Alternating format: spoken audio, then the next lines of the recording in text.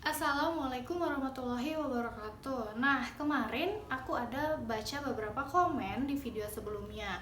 Ternyata itu masih ada yang kurang paham mengenai apakah mengikuti sekolah polisi dulu atau daftar polisi. Nah, di sini aku akan jelasin bagaimana rules-nya. So, pantengin terus ya videonya sampai akhir.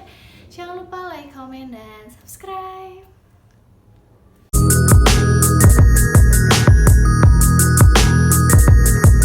Jadi ada komen yang aku temui dengan bunyinya yang seperti ini. Kakak kan sekolah polisi nih. Kakak sekolah polisi dulu atau daftar polisi? Nah, itu yang pertama. Yang kedua, kakak kan sekolah polisi nih. Nah, jadi kakak mau jadi polisi tuh tes lagi atau enggak? Nah, pertanyaan yang seperti itu. Di sini aku akan jelasin ke kalian yang mungkin ada yang beberapa belum paham maksud dari yang video aku yang mengenai bagaimana sih pendidikan Polwan itu. Nah, ini aku akan jelasin gimana rules-nya. Jadi, kalau kita mau jadi polisi, kita harus mengikuti proses pendaftaran penerimaan polisi. Nah, setiap tahun itu kan hampir setiap tahun Kepolisian Republik Indonesia itu membuka pendaftaran untuk penerimaan polisi, baik itu Bintara, Akpol, dan SI PSS begitu. Nah, jadi kalau kita mau sekolah polisi, kita harus mengikuti pendaftaran polisi dulu. Nah, bagaimana pendaftarannya?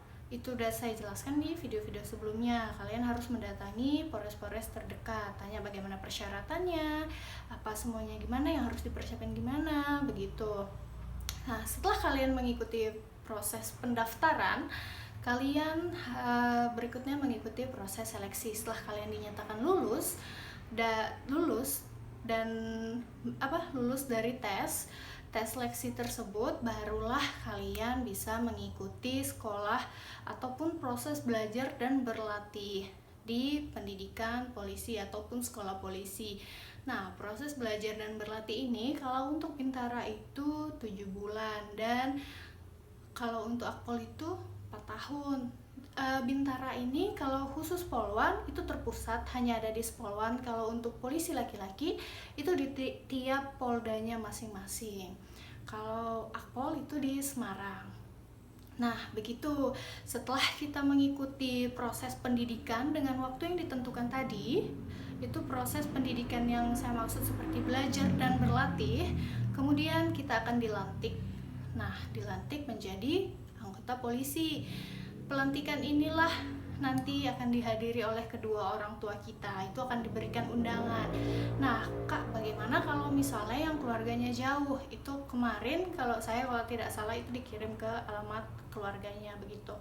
Nah, itu momen pelantikan adalah momen yang paling berharga dan paling membahagiakan tentunya, karena kita sudah berjuang mulai dari proses pendaftaran, ikut seleksi, dan menang tes, kemudian proses berlatih dan belajar di pendidikan, akhirnya kita dilantik. Itu adalah suatu kebanggaan bagi kita sendiri. Makanya saya, apalagi itu dihadiri kedua orang tua ya, itu pasti menjadi suatu kebanggaan tersendiri ketika kedua orang tua kita melihat anak-anaknya dilantik menjadi anggota polisi.